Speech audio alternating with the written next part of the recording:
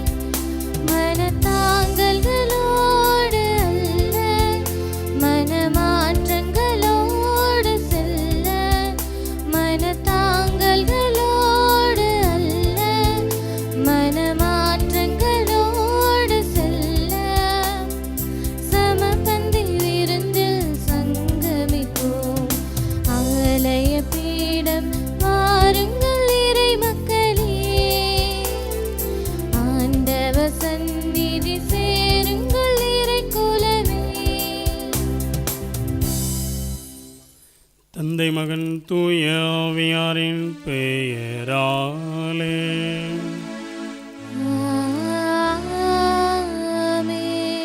நம் ஆண்டவராகிய இயேசு கிறிஸ்துவின் அருளும் கடவுளின் பரிபண்பும் தூய ஆவியாரின் நட்புறவும் உங்கள் அனைவரோடும் இருப்பதாக.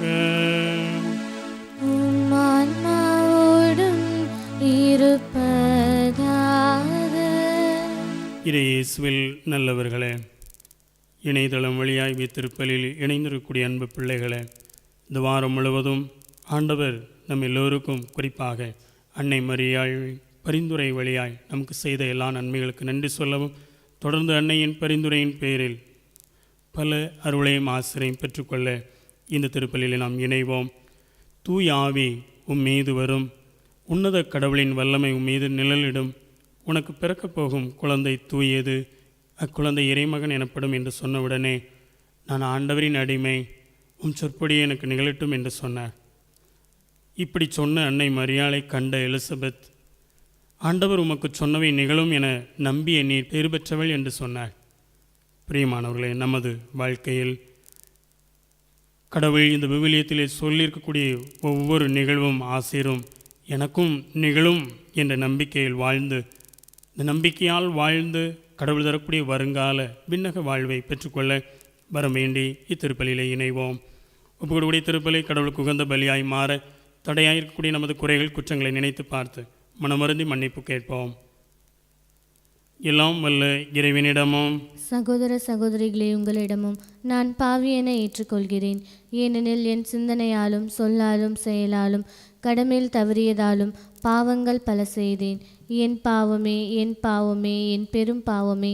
ஆகையால் எப்பொழுதும் கன்னியான புனித மரியாவையும் வானதூதர் புனிதர் அனைவரையும், சகோதர சகோதரிகளே உங்களையும் நம் இறைவனாகிய ஆண்டவரிடம் எனக்காக வேண்டிக் கொள்ள மன்றாடுகிறேன். எல்லாம் அல்ல இறைவன் நம் மீது இரக்கம் வைத்து நமது குறைகள் குற்றங்கள் எல்லாம் மன்னித்து நம் எல்லோருக்கும் முடிவில்லா வாழ்வை தந்தருள்வாராக. ஆமென்.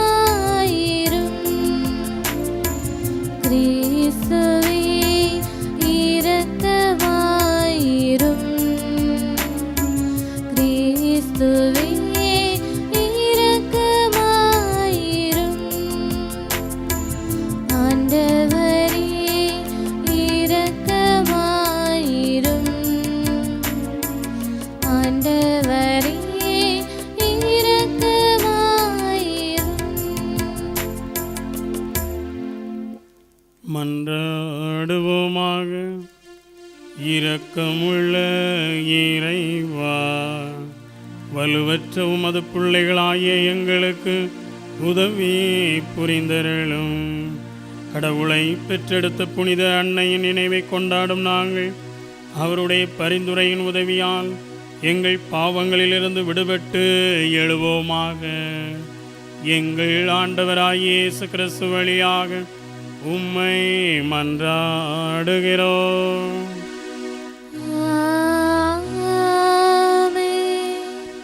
முதல் வாசகம். மண்ணுலகில் வாழ்வோருக்கு தொல்லை கொடுத்த இரு சாட்சிகள்.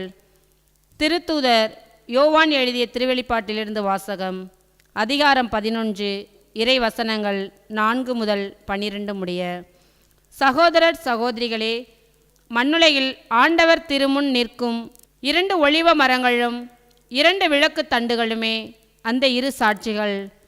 யாராவது அவர்களுக்கு தீங்கு இழைக்க விரும்பினால் அவர்களது வாயில் தீ கிளம்பி அந்த பகைவர்களை சுட்டெரித்துவிடும். அவர்களுக்கு தீங்கு இழைக்க விரும்புவோர் இவ்வாறு கொல்லப்படுவது உறுதி. தாங்கள் இறைவாக்கு உரைக்கும் காலத்தில் மழை பெய்யாதவாறு வானத்தை அடைத்துவிட அவர்களுக்கு அதிகாரம் உண்டு. தாங்கள் விரும்பும் பொழுதெல்லாம் தண்ணீரை இரத்தமாக மாற்றவும் மண்ணுலகை எல்லா வகை வாதைகளாலும் தாக்கவும் அவர்களுக்கு அதிகாரம் உண்டு. அவர்கள் சான்று பகிர்ந்து முடித்த பின் படுகொலியிலிருந்து வெளியே வரும் விலங்கு அவர்களோடு போர் தொடுத்து அவர்களை வென்று கொன்றுவிடும். சோதோம் எனவும் எகிப்து எனவும் உருவகமாய் அழைக்கப்படும் அம்மாநகரின் தெருக்களில் அவர்களுடைய பிணங்கள் கிடக்கும். அங்கேதான் அவர்களின் ஆண்டவர் சிலுவையில் அறையப்பட்டார். பல்வேறு மக்களினத்தார், குலத்தினர், மொழியினர், நாட்டினர் 3½ நாள் அவர்களுடைய பிணங்கள் அங்கு கிடக்க காண்பார்கள். அவற்றை அடக்கம் செய்ய விடமாட்டார்கள். மண்ணுலகில் வாழ்வோர் அவற்றை குறித்து மிகவே மகிழ்ந்து திளைப்பர். ஒருவருக்கொருவர் அன்பளிப்புகள் வழங்கிக் கொள்வர். ஏனெனில் இந்த 2 இறைவாக்கினரும் மண்ணுலகில் வாழ்வோருக்கு தொல்லை கொடுத்திருந்தனர். அந்த 3½ நாட்களுக்கு பின் கடவுளிடமிருந்து வந்த உயிர் மூச்சு அவற்றுக்குள் நுழைந்ததும் அவர்கள் எழுந்து நின்றார்கள். அதை பார்த்தவர்கள் பேரச்சம் ஆட்கொண்டது. அப்பொழுது விண்ணகத்திலிருந்து எழுந்து ஓர் உரத்த குரல், இவ்விடத்திற்கு ஏறி வாருங்கள் என்று தங்களுக்கு சொன்னதை அந்த இறைவாக்கினர்கள் இருவரும் கேட்டார்கள். அவர்களுடைய பகைவர்கள் பார்த்து கொண்டிருக்க அவர்கள் மேகத்தின் மீது விண்ணகத்திற்கு சென்றார்கள். ஆண்டவரின் அருள்வாக்கு. இறைவனுக்கு நன்றி. திருப்பாடல் 144. நாம் அனைவரும் பாட வேண்டிய பதிலுரை பாடலின் பல்லவி. என் பாறையாகிய ஆண்டவர் போற்றி, என் பாறையாகிய ஆண்டவர் போற்றி.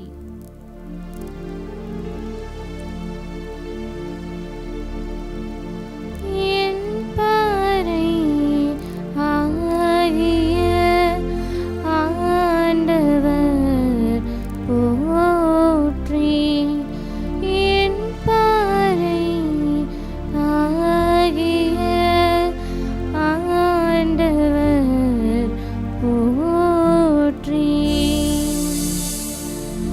என் கற்பாரையும் கோட்டையும் அவரே, எனக்கு பாதுகாப்பாளரும் மீட்பரும் அவரே. என் கேடயமும் புகலிடமும் அவரே. மக்களினத்தாரை எனக்கு கீழ்ப்படுத்துபவர் அவரே. மக்களினத்தாரை எனக்கு கீழ்ப்படுத்துபவர் அவரே. என் பாறை ஆகிய ஆண்டவர் போற்றி. இறைவா, நான் உமக்கு புதியதொரு பாடல் பாடுவேன். பதிநரம்பு வீணையால் உமக்கு புகழ் பாடுவேன். அரசர்களின்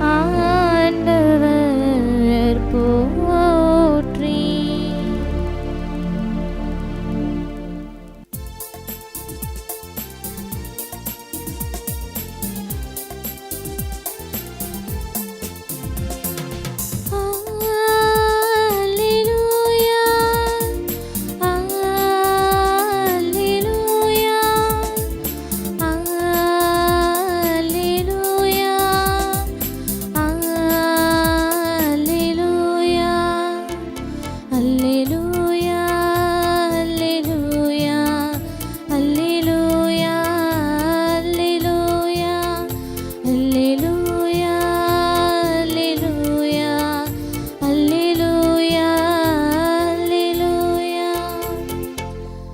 நம் மீட்பராகிய கிறிஸ்து இயேசு சாவை அளித்து அழியா வாழ்வை நற்செய்தியின் வாயிலாக ஒளிரச் செய்தார். அல்லேலூயா அல்லேலூயா அல்லேலூயா அல்லேலூயா. ஆண்டவர் உங்களோடு இருப்பாராக. உம் ஆன்மாவோடும் இருப்பாராக. லூக்கா எழுதிய தூய நற்செய்தியிலிருந்து வாசகம். ஆண்டவரே மாட்சி உமக்கே. லூக்கா நற்செய்தி பிரிவு 20 இறைவசனங்கள் 27 முதல் 40 வரை. அக்காலத்தில் உயிர்த்தெழுதலை மறுக்கும் சில சதுசேயர் இயேசுவை அணுகி, போதகரே, மணமான ஒருவர் மகப்பேறின்றி இறந்து போனால் அவர் மனைவியை கொழுந்தனை மனைவியாக ஏற்றுக்கொண்டு தம் சகோதரருக்கு வழிமரபு உருவாக்க வேண்டும் என்று மோசே எழுதி வைத்துள்ளார். இங்கு சகோதரர் 7 இருந்தனர். மூத்தவர் ஒரு பெண்ணை மணந்து மகப்பேறின்றி இறந்தார். 2ஆம் 3ஆம் சகோதரர்களும் அவரை மணந்தனர். இவ்வாறு 7 மகப்பேறின்றி இறந்தனர். கடைசியாக அப்பெண்ணும் இறந்தார். அப்படியானால் உயிர்த்தெழும்போது அவர் அவர்களுள் யாருக்கு மனைவி ஆவார்? ஏனெனில் 7 அவரை மனைவியாக கொண்டிருந்தனரே என்று கேட்டனர். அதற்கு இயேசு அவர்களிடம், இக்கால வாழ்வில் மக்கள் திருமணம் செய்து கொள்கின்றனர். ஆனால் வருங்கால வாழ்வை பெற தகுதி பெற்ற யாரும் இறந்து உயிர்த்தெழும்போது திருமணம் செய்து கொள்வதில்லை. இனி அவர்கள் சாக முடியாது. அவர்கள் வானதூதரைப் போல் இருப்பார்கள். உயிர்த்தெழுந்த மக்களாய் இருப்பதால் அவர்கள் கடவுளின் மக்களே. இறந்தோர் உயிருடன் எழுப்பப்படுவதை பற்றி மோசே முட்புதர் பற்றிய பகுதியில் எடுத்து கூறியிருக்கிறாரா? அங்கு அவர் ஆண்டவரை ஆபிரகாமின் கடவுள், ஈசாக்கின் கடவுள், யாக்கோபின் கடவுள் என்று கூறியிருக்கிறார். அவர் இறந்தோரின் கடவுள் அல்ல, மாறாக வாழ்வோரின் கடவுள். ஏனெனில் அவரை பொறுத்த மட்டில் அனைவரும் உயிருள்ளவர்களே என்றார். மறைநூல் அறிஞருள் சிலர் அவரை பார்த்து, போதகரே, நன்றாகச் சொன்னீர் என்றனர். அதன்பின் அவர்கள் அவரிடம் எதையும் கேட்க துணியவில்லை.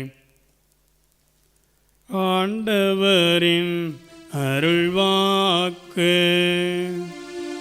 கிறிஸ்துவே உமக்கு புகழ். இயேசுவில் நல்லவர்களே, விண்ணுலகில் திருமணம் இல்லை, பெண் கொடுப்பதும் இல்லை, பெண் வாங்குவாரும் இல்லை என்ற இன்று வாசி கேட்ட நற்செய்தியை பார்க்கின்ற போது, விண்ணகத்தில் பெண்கள் கிடையாது, அப்படியே இருந்தாலும் அவர்களது திருமணத்தை மந்திரிப்பதற்காக குருக்கள் அங்கு இருக்க மாட்டார்கள் என்று யதார்த்தமாக நகைப்புக்காக சொல்லுவார்கள். ஆனால் அதுவல்ல. நமது பாதையில் ஒரு சிலர் ரோஜா மலர்களை தூவலாம், இன்னும் ஒரு சிலர் முட்களை தூவலாம். இப்படி நமது பாதையிலே முட்களை தூவுபவர்களை கடிந்து கொள்ள அவசியமில்லை. மாறாக அந்த முட்களை எடுத்து இந்த ரோஜா மலரை நமது சட்டையிலே குத்தி கொள்வதற்கு பயன்படுத்தி கொள்ளலாம் என்று ஒரு கவிஞர் சொல்லுகிறார். அப்படித்தான் இன்று வாசியை கேட்ட நற்செய்தியிலும் கூட ஆண்டவர் இயேசுவை சோதிப்பதற்காக அவரை எப்படியாவது ஒரு இதிலே நாம் சிக்க வைக்க வேண்டும் என்ற ஒரு உள் நோக்கத்திலே இந்த சதுசேயர்கள் கேள்வி கேட்கிறார்கள். கேள்வி கனல் வழியாக முட்களை தூவுகிறார்கள். ஆனால் ஆண்டவர் இயேசு அந்த முட்களை தனது சட்டையிலே ரோஜா மலரை குத்துவதற்கு பயன்படுத்துவது போல அதை ஒரு சந்தர்ப்பமாக பயன்படுத்துகிறார். இந்த சதுசேயர்கள் யார்? தாவீது காலத்தில் சாதோக் என்று சொல்லக்கூடிய ஒரு ஆசாரியனின் மரபிலே வரக்கூடியவர்கள். கிமு 300ஆம் ஆண்டு முதல் இந்த சாதோக் என்னும் ஆசாரியனின் வழித்தோன்றலாக ஒரு பின்னணியிலே இந்த குழுவினராக இருந்து கொண்டிருக்கக்கூடியவர்கள் தான் இந்த சதுசேயர்கள். இவர்கள் அதிகம் படித்தவர்கள், பணபலம் படைத்தவர்கள், இன்னும் அரசு பதவிகளிலெல்லாம் இருக்கக்கூடியவர்கள். அதேதான் நாம் திருத்துதல் பணிகள் நூலில் 23ஆம் அதிகாரத்திலே பார்க்கிறோம். அங்கு இந்த சதுசேயர்கள் ஆவியையும் வானதுதரையும் உயிர்த்தெழுதலையும் நம்பாதவர்கள் என்று பார்க்கிறோம். ஆக இது மட்டுமல்ல, ரோமை ஆதிக்கத்தை நிலைநிறுத்துவதில் தங்களை அர்ப்பணிக்கக்கூடியவர்களாக இவர்கள் இருந்து கொண்டிருக்கிறார்கள். இந்த நேரத்தில் எல்லா மக்களும் ஆண்டவர் இயேசுவின் பின்னாடியே போய்கொண்டிருக்கிறார்கள். இந்த மக்கள் கூட்டம் இப்படியே போய்கொண்டிருந்தது என்றால் ரோமை அரசு கலைந்துவிட வாய்ப்பு இருக்கிறது என்ற ஒரு நோக்கத்தில் தான் இந்த மக்கள் கூட்டத்தை கலைக்க வேண்டும் என்ற ஒரு உள்நோக்கத்தோடு நடந்திராத ஒரு நிகழ்வை நடந்ததாக சொல்லி ஆண்டவர் இயேசுவிடத்தில் கேள்வி கேட்கிறார்கள். அதுதான், ஒரு பெண் இந்த மண்ணுலகில் 7 முறை திருமணம் முடிக்கிறார், குழந்தை பாக்கியம் இல்லாமல் இறந்து போகிறார், விண்ணகத்தில் யாருக்கு மனைவியாக இருப்பார் என்ற ஒரு கேள்வியை எழுப்புகிறார்கள். அதற்கு இந்த சதுசேயர்கள் விவிலியத்திலே முதல் 5 நூல்களைத்தான் நம்பக்கூடியவர்களாக இருப்பதால் அவர்கள் நம்பக்கூடிய அந்த 5 நூல்களிலிருந்தே மேற்கோள் காட்டி இந்த விண்ணக வாழ்வை குறித்து புரிய வைக்கிறார்.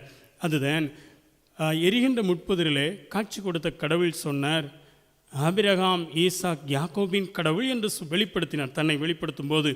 ஆக அப்படி வெளிப்படுத்தும் போது ஆபிரகாம், ஈசாக், யாக்கோபு எல்லோரும் இறந்து போயிருந்தாலும் இறந்து போயிருந்தவர்கள் கடவுள் அல்ல.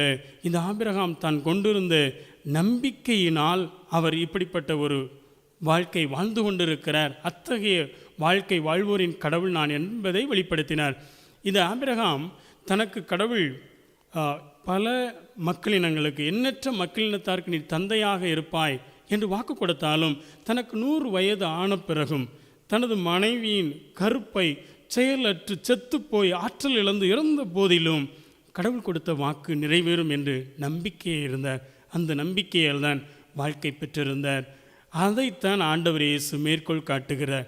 இதுதான் உயிர் பெற்றும் வாழ்வார்கள் என்பதை நினைவுபடுத்துகிறார். அதோடு கூட இந்த திருமணம் என்று பேசுகின்ற போது இம்மன்னக திருமண வாழ்வு வேறு, விண்ணக திருமண வாழ்வு வேறு.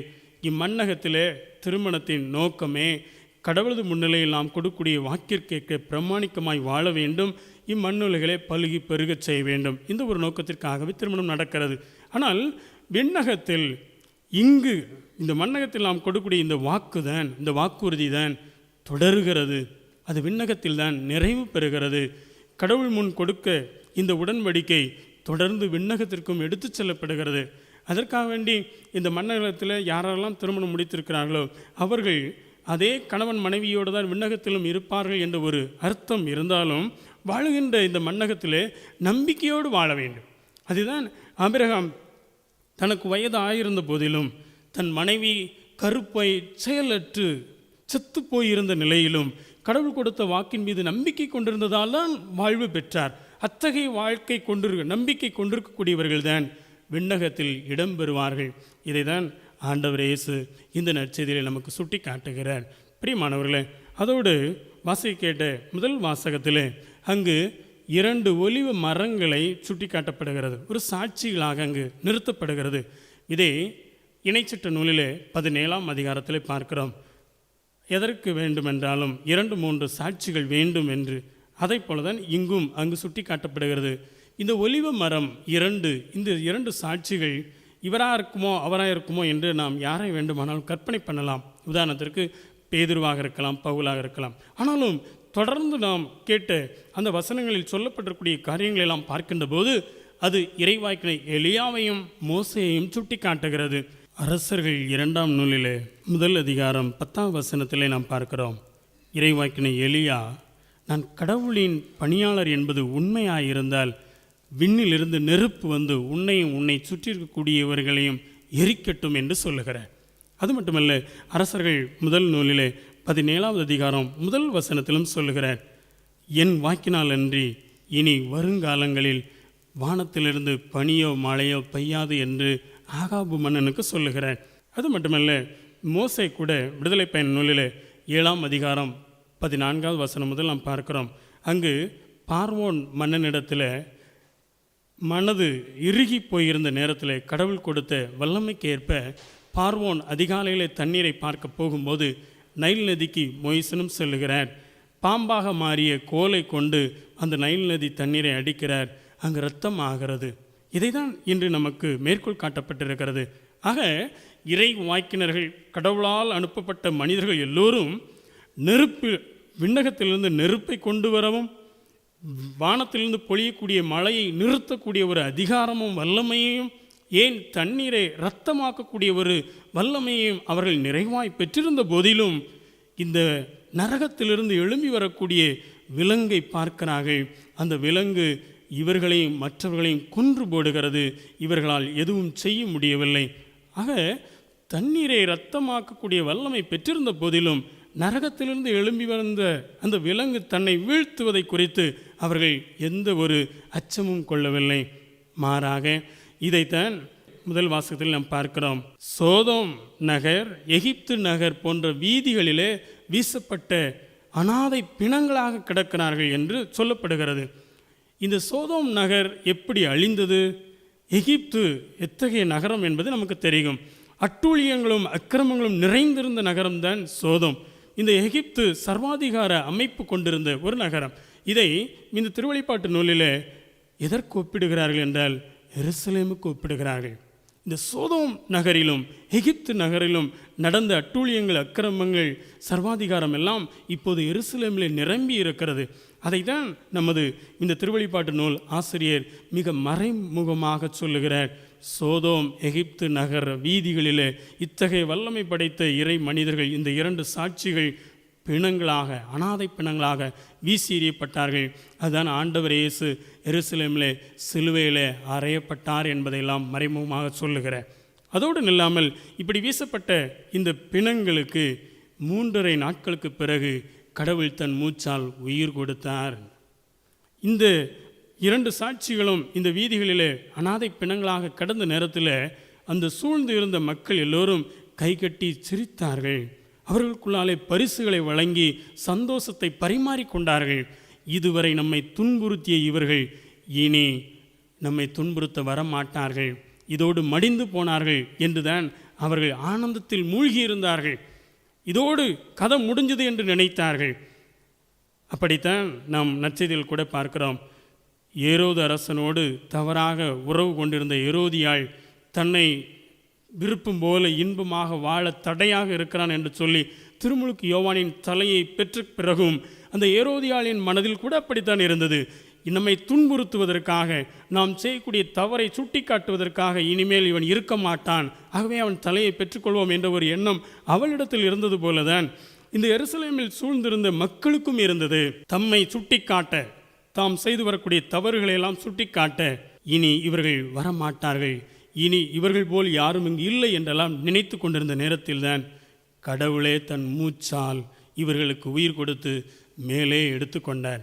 பிரியமானவர்களே, இப்படித்தான் இந்த மண்ணுலகில் வாழ்ந்து கொண்டிருக்கக்கூடிய நீங்களும் நானும் எல்லோரும் நம் ஆண்டவர் மீது நாம் கொண்டிருக்கக்கூடிய நம்பிக்கை நிமித்தமாய் நமது வாழ்க்கையை, சாட்சிய வாழ்க்கையை வாழ்ந்து கொண்டிருக்கிறோம். ஆனால் இந்த உலகம் நமக்கு பல வகையான துன்பங்களை, இன்னல்களை, இடையூறுகளை தரலாம். அவர்கள் பார்வையிலே நாம் மடிந்து போகலாம்.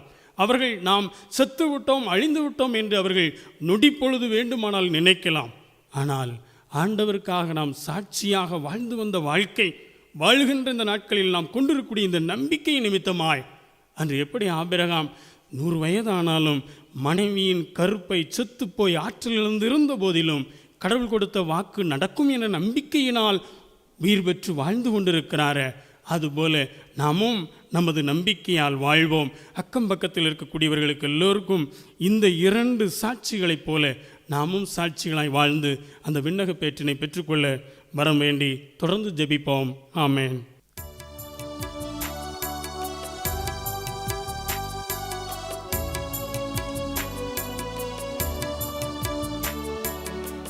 உழைக்கும் கரங்கள் படைக்கும் வளங்கள் அப்பமாய் கொண்டு வந்தோம்.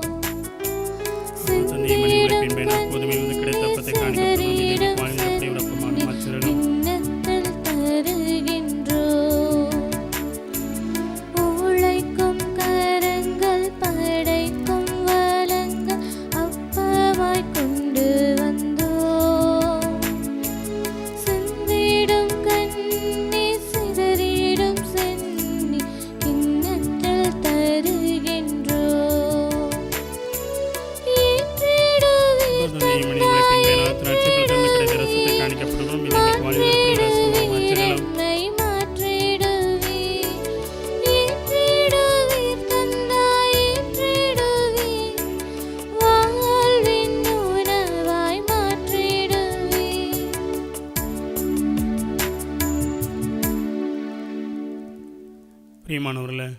நாம் அனைவரும் இணைந்து ஒப்புக்கூடிய திருப்பலி எல்லாம் உள்ள தந்தையாய் இறைவனுக்கு ஏற்றதாகும்படி ஜெபியுங்கள். ஆண்டவர் தமது திருப்பெயரின் புகழ்ச்சிக்காகவும் ஆட்சிக்காகவும் தமது நன்மைக்காகவும் புனித திரு அவை அனைத்து நலனுக்காகவும் உமது கையிலிருந்து இப்பலியை ஏற்றுக்கொள்வாராக. ஆண்டவரே, உம் திருமகனுடைய தாயின் நினைவை கொண்டாடும் நாங்கள் உம்மை வேண்டுகின்றோம். இத்திருப்பலியின் காணிக்கை உமது எல்லையற்ற அருள் துணையால் உமக்கு நிலையான கொடையாக மாறுவனவாக. எங்கள் ஆண்டவராகிய இயேசு கிறிஸ்து வழியாக உம்மை மன்றாடுகிறோம்.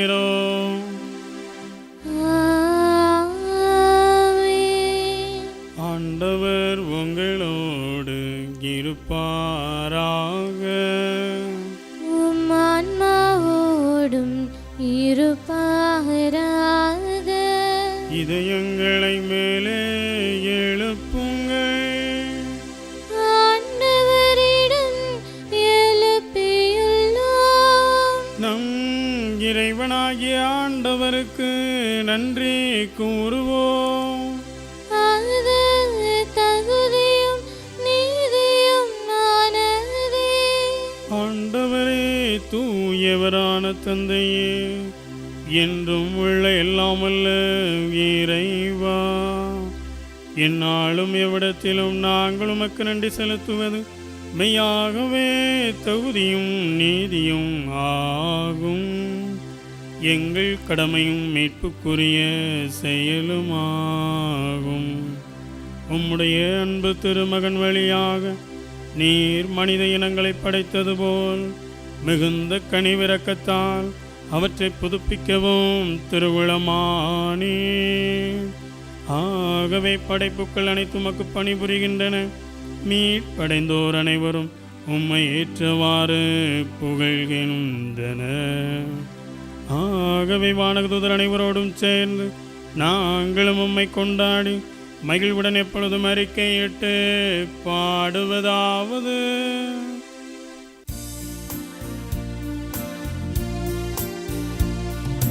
தூயவர் தூயவர் தூயவர் வான்படைகளின் கடவுளம் ஆண்டவர். விண்ணகமும் மண்ணகமும் உமது மாட்சியால் நிறைந்துள்ளன. உன்னதங்களிலே ஓசன்னா, உன்னதங்களிலே ஓசன்னா. ஆண்டவர் திருப்பெயரால் வருகிறவர் ஆசி பெற்றவர். உன்னதங்களிலே ஓசன்னா, உன்னதங்களிலே ஓசன்னா. ஆண்டவரே, நேர்மையாகவே தூயவர், தூய்மை அனைத்திற்கும் ஊற்று. ஆகவே உமது ஆவியை பொழிந்து இக்காணிக்கைகளை புனிதப்படுத்துவமை வேண்டுகிறோம். இவ்வாறு எங்கள் ஆண்டவர் இயேசு கிறிஸ்துவின் திருவுடலும் திரு இரத்தமுமாக எங்களுக்கு இவை மாறுவனவாக. அவர் பாடுபட மனம் மோந்து தம்மை கையளித்த போது அப்பத்தை எடுத்து நன்றி செலுத்தி அதை பிட்டு தம் சீடர்களுக்கு கொடுத்து கூறியதாவது: அனைவரும் இதிலிருந்து பெற்று உண்ணுங்கள், ஏனெனில் இது உங்களுக்காக கையளிக்கப்படும் என் உடல்.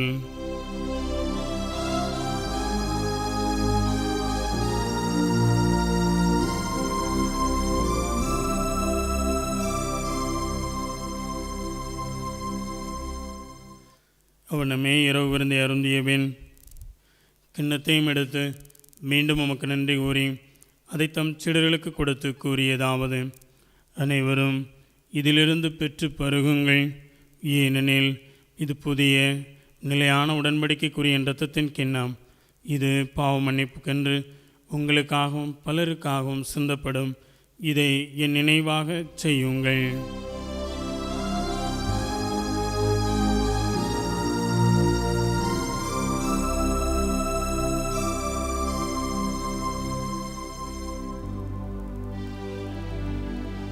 நம்பிக்கையின் மறைபொருள். ஆண்டவரே, நீர் வருமளவும் உமது இறப்பினை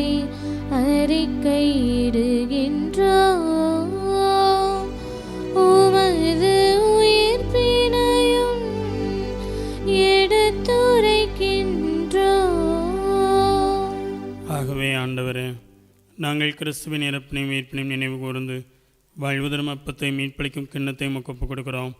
உம் திருமணன்று நமக்கு ஊழியம் புரிய தகுந்தவர்கள் என எங்கள் எல்லோரையும் தேர்ந்து கொண்டேற அதற்காக நாங்கள் உமக்கு நன்றி செலுத்துகிறோம். மேலும் கிறிஸ்துவின் உடலிலும் இரத்தத்திலும் பங்கு கொள்ளும் எங்களை தூய ஆவியார் ஒன்று சேர்க்க வேண்டுமென உம்மை தாழ்மையுடன் மன்றாடுகின்றோம். இறைவா, உலகெங்கும் பரவியிருக்கும் அது திரு அவையை நினைவு கூர்ந்தருளும்.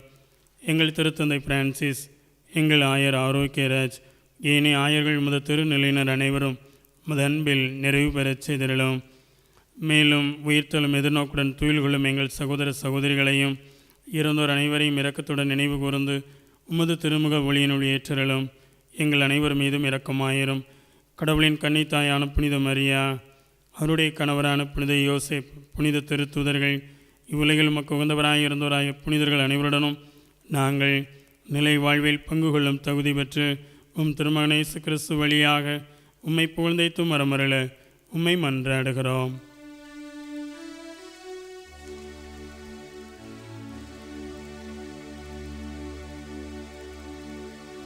இவ்வழியாக இவரோடு இவரில் எல்லாம் வல்ல இறைவனாகிய தந்தையே, தூய ஆவியாரின் ஒன்றிப்பில் எல்லா புகழும் ஆட்சியும் என்றென்றும் உமக்கு உரியதே.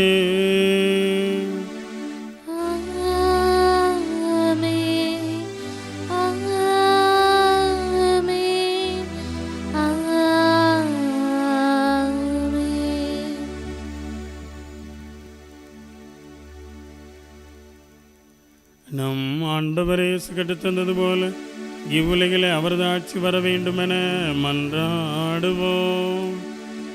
விண்ணுலகில் இருக்கின்ற எங்கள் தந்தையே, உமது பெயர் தூயது என போற்று பெறுக. உமது ஆட்சி வருக.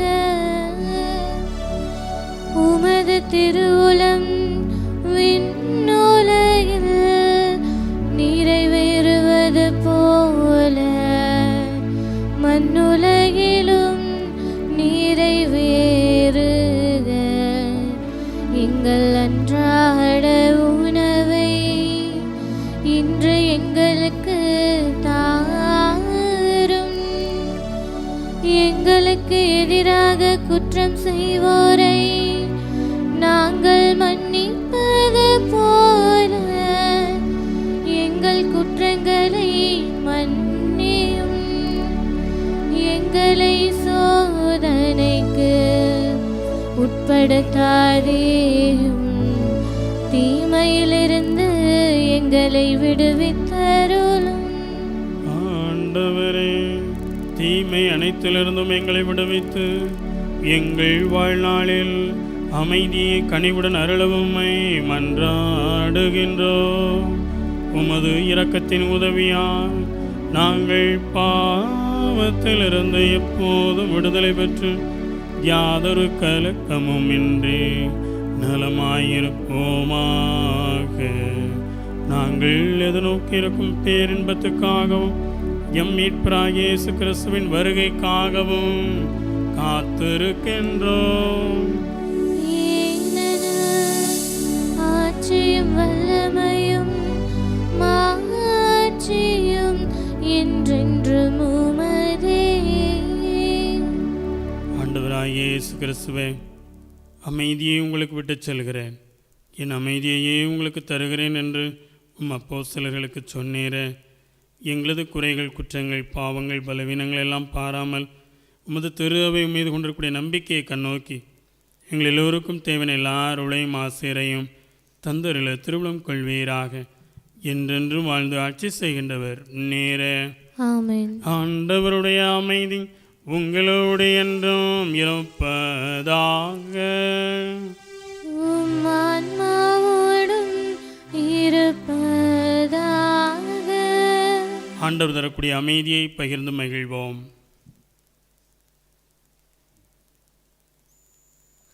உலகின் பாவங்களை போக்கும் இறைவனின் செம்மறியே, எங்கள் மேல் இரக்கமாயிரும். உலகின் பாவங்களை போக்கும் இறைவனின் செம்மறியே, எங்கள் மேல் இரக்கமாயிரும். உலகின் பாவங்களை போக்கும் இறைவனின் செம்மறியே, எங்களுக்கு அமைதியை அளித்தருளும்.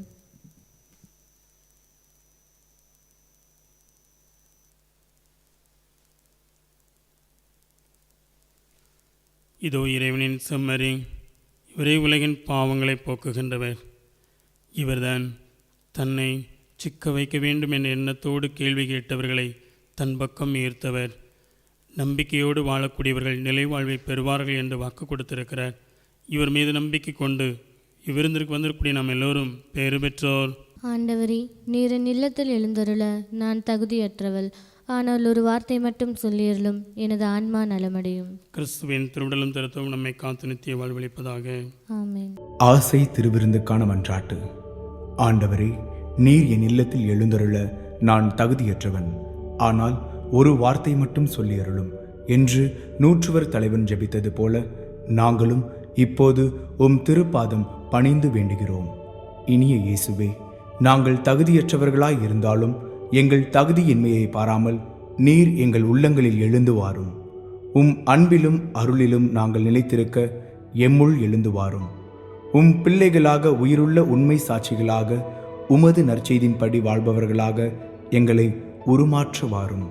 தந்தையின் திருவுளப்படி வாழ்ந்திட எங்களுக்கு துணை புரிந்திட வாரும். நன்மை செய்வதில் ஆர்வமுள்ளவர்களாய் தீமைகள் அனைத்திலிருந்தும் விடுதலை பெற்றவர்களாய் வாழவும் எங்களை வழிநடத்த வாரும். எல்லா நலன்களும் வளங்களும் எங்களை நிரப்ப வாரும்.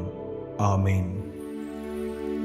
தாயின் தந்தையுமான இறைவா, எங்கள் ஒவ்வொருவரையும் எங்கள் தாயின் கருவில் உருவாக்கியதோடு இல்லாமல் எங்களுக்கு உயிரை கொடுத்திருக்கிறார். ஒவ்வொரு நிமிடமும் நீர் எங்களுக்கு பக்கபலமாக இருந்து எங்களை ஆசீர்வதித்து வழிநடத்தி கொண்டிருக்கிறார். இந்த மேலான ஆசீர்வாதங்களுக்காக நன்றி சொல்லுகிறோம். உம் வசனமே எங்களுக்கு உணவாகவும் உடலுக்கு மருந்தாகவும் அமையட்டும் என்று நாங்கள் பாடி தியானித்திருக்கிறோமே. இது இந்த நாளில் நாங்கள் வாசிக்க கேட்ட இந்த வாசகங்களின் வழியாக இந்த ஆபிரகாம் தன் வயது முதிர்ந்த போதிலும் மனைவி கருவுரை இயலாத சூழலில் இருந்த போதிலும் கடவுள் கொடுத்த வாக்கு எனக்கு நடக்கும் என்று நம்பிக்கையோடு இருந்தார். அதே போல நீர் எங்கள் ஒவ்வொருவருக்கும் உமது வார்த்தைகளிலே தந்து கொண்டு இருக்கக்கூடிய இந்த வாக்குகள் எல்லாம் ஆசீர்வாதங்கள் எல்லாம் எங்களுக்கு நடக்கும் என்ற நம்பிக்கையில் எங்களது வாழ்க்கையை அடியெடுத்து வைக்க ஆண்டவரின் அடிமை உம் சித்தப்படி எனக்கு நிகழட்டும் என்று தன்னையே அர்ப்பணித்து தனக்கு சொல்லப்பட்டவை நிகழும் என்று நம்பிய அன்னை மரியாளை போலவும் நாங்களும் எங்கள் வாழ்க்கையில் நீர் எங்களுக்கு தந்து கொண்டிருப்பவை சொல்லி கொண்டிருப்பவை எல்லாம் எங்களுக்கு நிகழும் என்ற நம்பிக்கையில் தொடர்ந்து வாழ, இன்னும் எங்கள் குடும்பங்களில் எத்தகைய பிரச்சனைகளிலிருந்து நாங்கள் விடுபட வேண்டும் என்று ஆசைப்படுகிறோமோ அவற்றிலிருந்தெல்லாம் நீரே எங்களுக்கு விடுவிக்கப் போகிறீர் என்ற நம்பிக்கையோடு எங்களது வாழ்க்கையை வாழ தொடர்ந்து எங்களோடு இருந்து எங்களை வழிநடத்தும். இந்த மன்றாட்டுக்களை எல்லாம் எங்கள் ஆண்டவராகிய இயேசு கிறிஸ்து வழியாமை பார்த்து மன்றாடுகிறோம். ஆமென். நன்றி கூறி மன்றாடுவோமாக. ஆண்டவரே, விண்ணக உணவை உட்கொண்ட நாங்கள் உமது கனிவை வேண்டுகின்றோம். என்றும் கன்னியான புனித மரியாளின் நினைவு நாளில் மகிழ்வுறும் நாங்கள் அதை கன்னியை கண்டு பாவித்து எங்கள் மீட்பின் மறையுண்மையை பெற நாங்கள் தகுதி பெறுவோமாக. எங்கள் ஆண்டவராகிய இயேசு கிறிஸ்து வழியாக உம்மை மன்றாடுகிறோம். ஆண்டவர் உங்களோடு இருப்பாராக. ஆன்மாவோடும் இருப்பாராக. எல்லாம் வல்ல இறைவன் தந்தை மகன் தூயாவியார் உங்களை ஆசீர்வதிப்பாராக.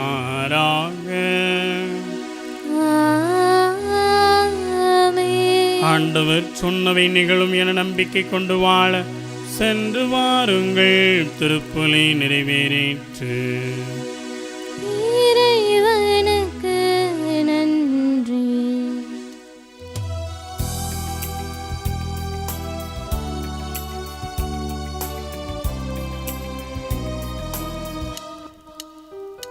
புகழ்வாய் மனமே இசைப்பாய் கானமலே.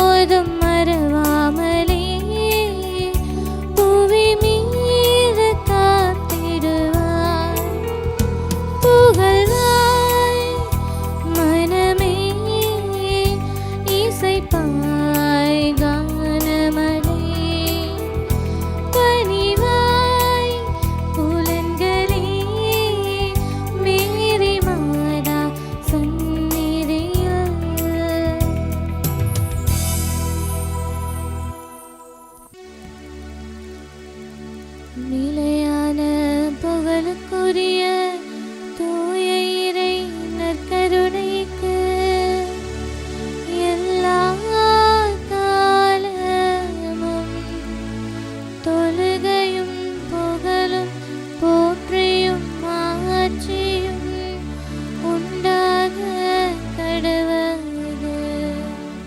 தந்தை மகன் தூய ஆவியாரின் பெயராலே ஆமென்.